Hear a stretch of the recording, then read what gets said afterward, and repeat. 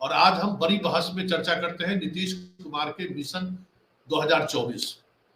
क्या Nitish Kumar king maker की भूमिका है या फिर पीएम बनने की तैयारी में? दो तरह के सवाल मीडिया से लगातार उनसे ये सवाल किया जा रहा है कि नीतीश जी आपकी क्या भूमिका होगी, आप किंग मेकर की भूमिका में है या फिर प्रधानमंत्री बनने की भूमिका में? हालांकि लगातार इस बात को वो खंडन करते रहे हैं, लेकिन आज दिल्ली में जो उनकी मुलाकात हुई है, जिन नेताओं से मुलाकात हुई, हालांकि वो उनके तमाम पुराने साथी रहे हैं, कई तरह के आंदोलन में वो साथी रहे हैं, एनडीए के भी घटक दल के साथी रहे हैं, कई ऐसे नेताओं से उनकी मुलाकात हुई है। लेकिन सबसे महत्वपूर्ण मुलाकात अरविंद केजरीवाल से मानी जा रही है, जो अभी भी कांग्रेस को लेकर सहज नहीं है। तो आज पूरे दिन क्या हुआ, पहले हम ये देखते हैं, फिर हम चलेंगे सीधा सुरेंद्र कुमार सिंह आंसू, जो बिहार की राजनीति को काफी करीब से समझते भी हैं और उनका पल पल अपडेट भी रहते हैं, वो क्या मानते हैं इस पूरे आज के घटनाक्रम को लेकर। लेकिन पहले आज हम देखते हैं कि नीतीश कुमार आज पूरे दिन दिल्ली में जिन नेताओं से मुलाकात हुई और उस मुलाकात के बाद क्या बातें सामने आई, पहले हम 2024 के तहत नीतीश कुमार 3 दिनों के दौरे पर दिल्ली में है। कल उनकी मुलाकात राहुल गांधी से हुई थी और कल आपकी मुलाकात हुई, बहुत अहम मुलाकात मानी जा रही है, किस दिशा में वो बातचीत रही?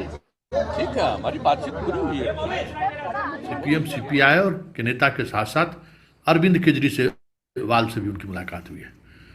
हालांकि मुलाकात के बाद जो चीज़ें सामने उभर कर आई हैं, बस उन्हीं बातों को दोहराया गया है कि एक सेकुलर फोर्सेस देश स्तर पर बनाया जाए और 2024 में मोदी के खिलाफ एक लार्जर गठबंधन की बात की जाए।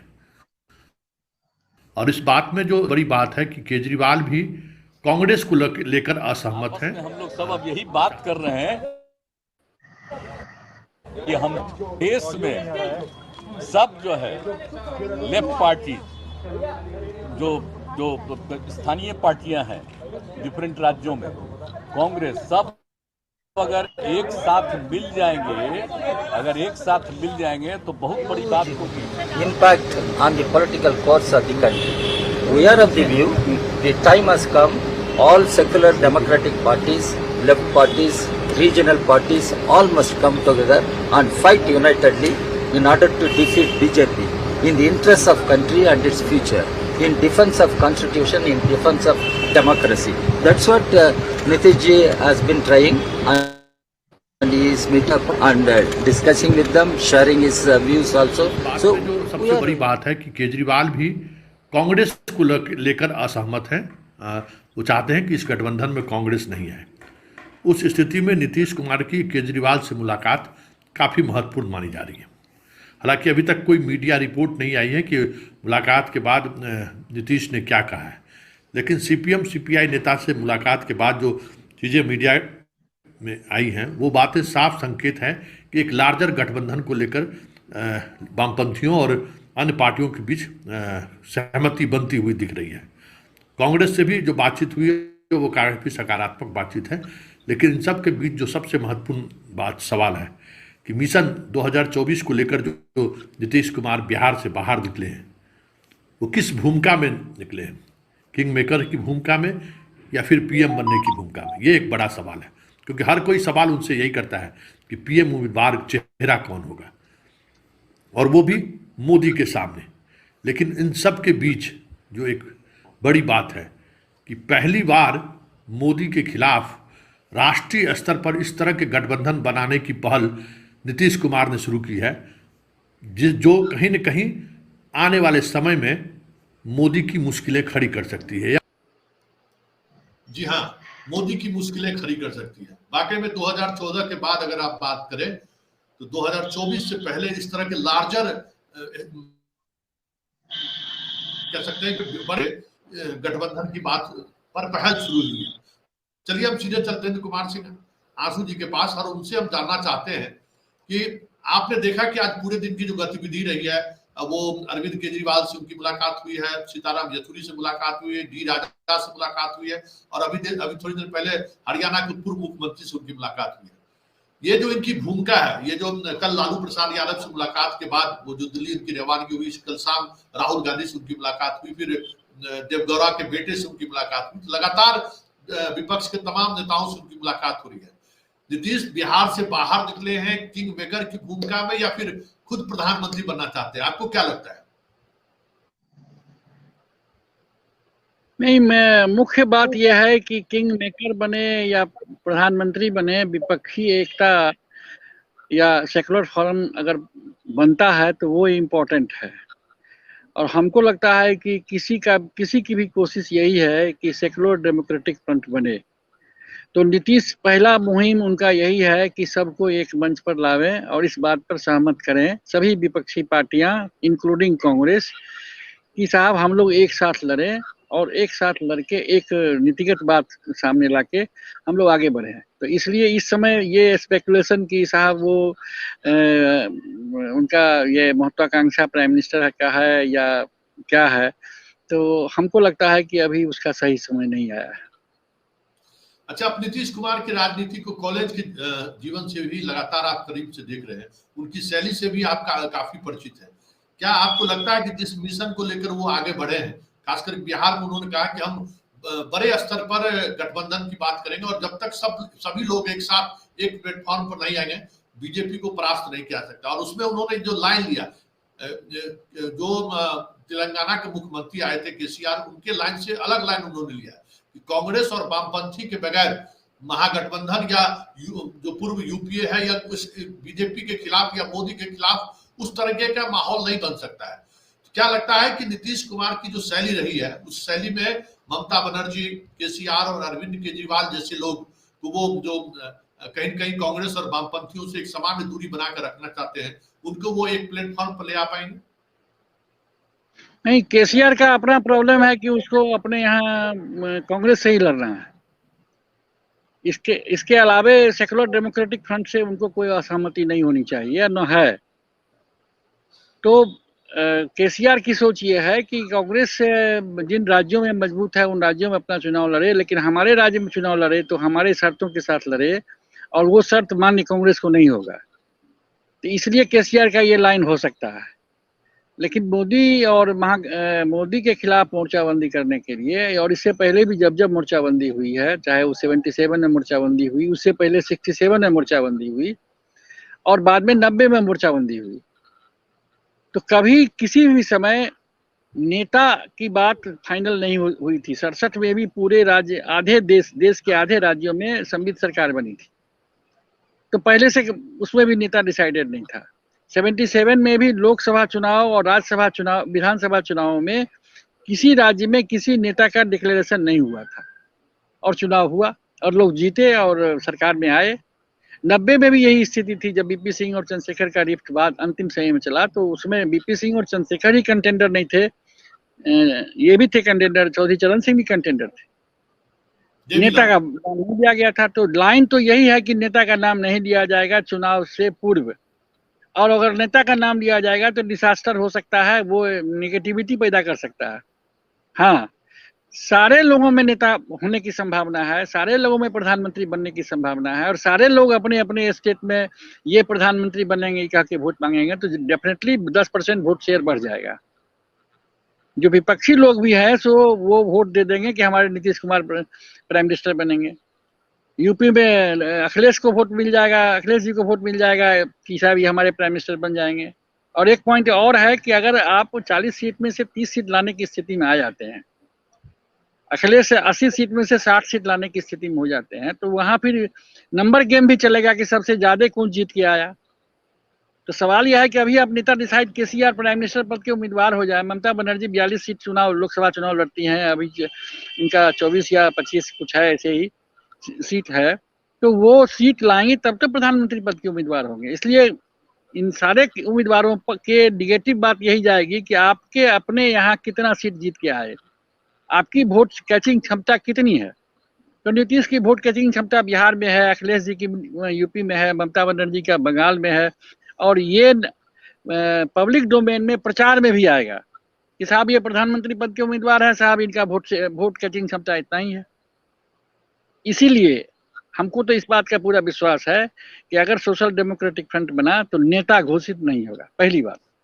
दूसरी बात कि नीतीश जी का जो पुराना तौर तरीका रहा है, वो तौर तरीका ये रहा है कि जब हमको याद आ रहा है लालू जी का छात्र संघ का चुनाव 73, तो नीतीश पीछे ही थे। लालू जी के समर्थन में, इंजीनियरिंग कॉलेज में लालू जी के समर्थन में वोट दिलाने के लिए वो लगे रहे, लालू जी के एकदम क्लोज में रहे। छात्र नेता सम्मेलन 74 आंदोलन की जो बुनियाद पड़ी, उसमें भी लालू जी पटना यूनिवर्सिटी के अध्यक्ष के रूप में मंच संचालन करते रहे, नीतीश जी पीछे ही रहे। तो ये महत्वाकांक्षा उनकी तुरंत की बाहर नहीं निकल के आती है, ये बाहर निकल के आई फिर से रामचंद्र दास के खिलाफ जब लालू जी आए। तो ये नीतीश और शरद यादव ही हैं जो लालू यादव को ताजपोशी करवाए 90 में विधानसभा में मुख्यमंत्री के रूप में। तो वहां भी वो पीछे ही रहे। तो महत्वाकांक्षा अगर रहती तो उनको तो पता था कि लालू जी एक बार हो जाएंगे तो उनका वोट शेयर यादवों के हिसाब से बहुत ज्यादा है, तो हम तो कभी नहीं आ पाएंगे। अंतर कहाँ पड़ा? अंतर पड़ा कि 1 साल 2 साल के अंदर में नीतीश और लालू में नीतिगत डिफरेंस होने लगा।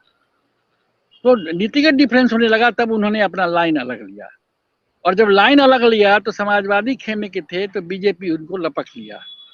और एक्चुअली नीतीश ने अपने आप को मुख्यमंत्री के रूप में कभी प्रोजेक्ट नहीं किया। ये बीजेपी के लोग हैं जो उस समय बीजेपी के नाम पड़ गया था, वो लोग हैं जो नीतीश को नेता वैसे ही मान लिए, बिना मतलब के मान लिए, बिना कुछ दिए लिए मान लिए, क्योंकि उनको पता था कि उनकी शक्ति जो है सो 26 से 27 एमएलए जीतने की शक्ति उनकी रहती थी 70 के दशक 80 के दशक तक।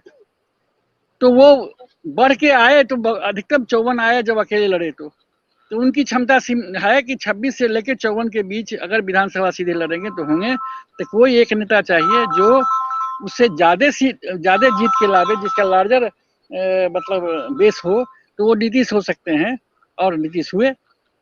तो इसलिए नीतीश की अपनी महत्वाकांक्षा मुख्यमंत्री बनने की कभी नहीं रही। और जब वो मुख्यमंत्री बन गए और लालू के सामने खड़े हो गए तो नीतिगत रूप से उनको समझ में था कि लालू की कमजोरियां क्या है और लालू की अच्छाइयां क्या है, और वो बेहतर ढंग से लालू से लड़ सके। बीजेपी नहीं लड़ सकी, बीजेपी मुकदमा लड़ ली, चारा घोटाला में उनको जेल भिजवा दिया, लेकिन जनता के फ्रंट पर नीतीश लालू से लड़ते रहे।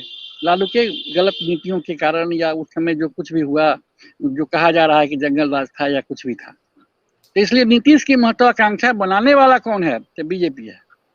और नीतीश जब मुख्यमंत्री बन गए तो आज भी नीतीश की महत्वाकांक्षा को बल देने वाला बीजेपी ही होगा, क्योंकि उनको पता है कि हम डिफरेंस पैदा कर देंगे बिहार में।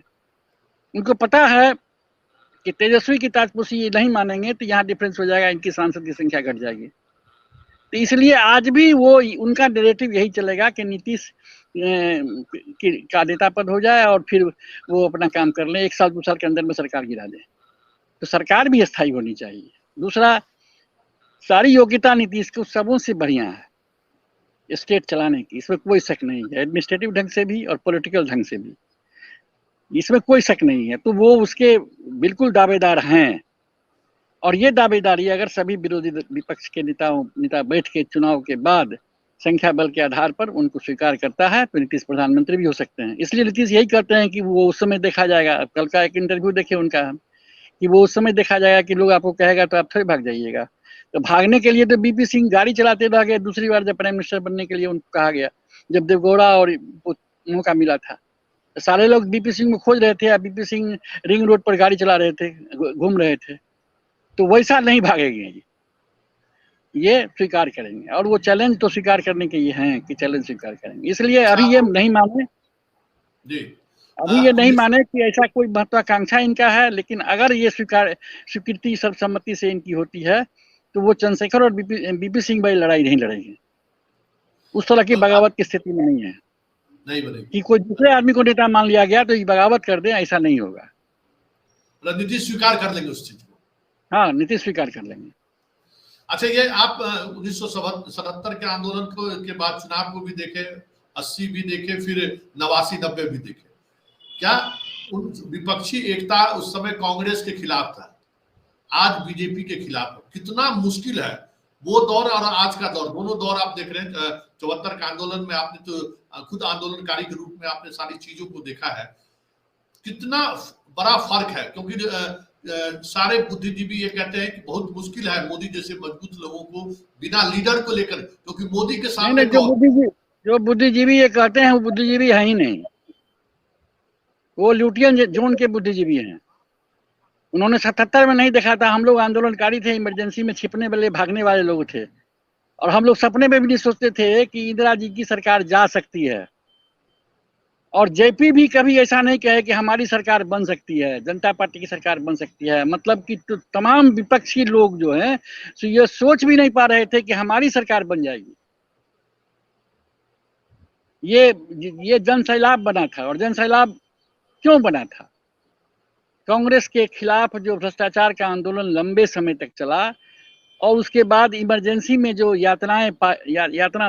लोग पाए, मिडिल क्लास भी यातना पाया, नौकरी पेशा भी यातना पाया, संजय गांधी का जो अत्याचार चला, तो उसके कारण एक अपसर्ज था और उसको कोऑर्डिनेट जेपी कर रहे थे। तो वो अपसर्ज को कोऑर्डिनेट कर रहे थे, लेकिन बाद के दिनों में सरकार को तो नियंत्रित नहीं कर सके वो। और सरकार को नियंत्रित नहीं कर सके और बीजेपी का अपना एजेंडा आ गया डबल मेंबरशिप वाले पर। उनकी ऑनेस्टी, वाजपेयी इसके विरुद्ध थे, वो चाहते थे कि डुअल मेंबरशिप का मामला हम लोग एक्सेप्ट करें, लेकिन नहीं किया गया। तो ये नहीं किया गया तो वो डिफेक्शन का कारण बना और सरकार गिरी। तो ठीक है, वो एक प्रयोग था। 77 में एक प्रयोग था कि 3 साल सरकार चली, 90 में एक प्रयोग था कि 1.5 साल सरकार चली। ये जरूरी नहीं है कि 77 ही दोहराया जाएगा अगर दोबारा ये जो डेमोक्रेटिक सरकार बनेगी, ये जरूरी नहीं है। क्योंकि जो लोग सरकार में जाएंगे अगर मोदी जी को हरा पाए तो उनको 77 का एक्सपीरियंस है और 90 का भी एक्सपीरियंस है और 67 का भी एक्सपीरियंस है कि हम किन कारणों से और सामने जो मोदी है तो सामने जो मोदी है तो मोदी अभी भी 40% पार नहीं कर सके हैं वोट शेयर। ये सीधा समीकरण है। अभी भी मोदी 40% लोगों का ही वोट पाते रहे हैं। 60% वोट जो है सो अभी भी 60% और या उससे ज्यादा वोट अभी भी विपक्ष के लोग पाते रहे हैं। इसलिए प्रॉब्लम नहीं है, जब अपसर्ज होगा तो वो 40% भी उनका घट के 20% पर आ सकता है। नीतीश अगर ये कहते हैं कि हम 50 तक उनको ला देंगे तो वो अपने 67, 77 और 90 के अनुभवों के आधार पर कहते हैं कि वो ऐसा हो सकता है। क्यों? और उनकी ताकत जो है, उनकी जो ताकत आज है ब्यूरोक्रेसी पर, जुडिशियरी पर, प्रेस पर, ये ताकत श्रीमती इंदिरा गांधी, स्वर्गीय श्रीमती इंदिरा गांधी को भी था इमरजेंसी में। इसलिए हम लोग डर रहे थे कि हम लोग जीत नहीं पाएंगे। ये इन्हीं ताकतों को बताया जाता था। लेकिन ये तीनों जो भी तत्व है डेमोक्रेसी का, जो भी आधारभूत तत्व है, वो एक सीमा के बाद अपना प्रभाव खो देता है। ब्यूरोक्रेसी भी अपना प्रभाव खो दिया। ये मीडिया भी जो गुण गा रहा था संजय गांधी जिंदाबाद, पूरा अखबारें छपा रहा था, दूसरा कोई समाचार ही नहीं रहता था इमरजेंसी के जमाने में। जुडिशियरी में भी जो कुछ उनके हुए थे इंदिरा जी के खास, कुछ लोग ही हुए थे, सब लोग नहीं हुए थे। तो कुछ लोग जो खास हुए थे उनकी भी एक सीमा थी। तो ये सारी सीमा ध्वस्त हो जाएगी और सारे लोग जो हैं सो जगह पकड़ लेंगे जब देखेंगे कि मास अपसर्ज हो गया है। और मास अपसर्ज सोशल डेमोक्रेटिक फॉर्म के कामयाबी रूप से संगठित होने के बाद होगा। अब रही अरविंद केजरीवाल, आपने केसीआर का सवाल उठाया, अरविंद केजरीवाल पर हम कहना चाहते हैं कि अरविंद केजरीवाल की लड़ाई तो कांग्रेस से है ही नहीं। तो इसलिए कांग्रेस से उसकी दूरी का कोई मतलब नहीं है और साथ जाने का क्या मतलब है। अरविंद केजरीवाल हो सकता है कि ये सोच रहे हो कि 2 सीट दे तो रहे थे, 2 सीट 1 सीट पिछले लोकसभा चुनाव में नहीं दे रहे थे। ये कौन थे? अरविंद केजरीवाल ही थे जो उनको 2 सीट दे रहे थे, 1 सीट दे रहे थे। और शायद 2 सीट दे देते तो 7 सीट जीत लेते। तो अरविंद केजरीवाल इतने मूर्ख नहीं है कि वो इसको समझेंगे नहीं कि कांग्रेस की जो भी छिटपुट ताकत है वो भी अगर समिट आ जाए तो 7 सीट भी दिल्ली का जीत ले सकते हैं। बाकी क्यों अछूत मानेंगे? अछूत तो इसलिए नहीं माना जाता है कि कोई भ्रष्ट है, तो क्यों अछूत मानेंगे कि वो 7 का 7 सीट हार जाए। इसलिए अरविंद केजरीवाल को प्रॉब्लम नहीं होगा, केसीआर को प्रॉब्लम है, जगन रेड्डी को प्रॉब्लम है, और ये दोनों का प्रॉब्लम है कि उसको सीधे, और यहाँ कम्युनिस्टों को प्रॉब्लम होगा केरल में, सीपीएम को। तो ये तीनों का प्रॉब्लम जेन्युइन है कि वहाँ उनको कांग्रेस से लड़ना है। तो उस चीज को कैसे सेटल करेंगे, कैसे कोऑर्डिनेट करेंगे, ये देखने वाली बात होगी। इंटरेस्टिंग। ममता बनर्जी को कोई प्रॉब्लम नहीं है क्योंकि ममता बनर्जी को अब बीजेपी से लड़ना है। अभी लड़ी हैं विधानसभा, बीजेपी से लड़ी हैं वो। कांग्रेस वहां भी संख्या बल के आधार पर, वोट शेयर के आधार पर बहुत कम गया है। तो वो कुछ सीटें अगर उनको वहां मिल जाता है तो वो मिल जाएगा। ये कंसिडरेट ममता बनर्जी को भी करना होगा कि साहब इनका भी छिटपुट सीटें, छिटपुट वोट पूरे बंगाल में है, तो हमको उसको भी लेना है। तो उस हिसाब से वो सोच सकती हैं, अरविंद केजरीवाल टाइप की। बाकी कहाँ प्रॉब्लम है? एक प्रॉब्लम भी इनको हो सकता है, इनको वहाँ उड़ीसा में प्रॉब्लम है, तो उड़ीसा में दोनों उनसे लड़ रहे हैं, कांग्रेस भी लड़ रही है और बीजेपी भी लड़ रही है। और वो सॉफ्ट स्पोकन आदमी है और इंटेलिजेंट आदमी है। अभी जितने लोग हैं इंटेलिजेंस में वो सबसे सीनियर है, सरकार को चलाने में और राजनीति को चलाने में। तो उनका निर्णय बिल्कुल ही सही होगा। हमको लगता है कि कोई मैजिकल निर्णय उनका नहीं होगा, उनका निर्णय बिल्कुल सही होगा। तो ये कॉम्बिनेशन तो हम बनते हुए देख रहे हैं।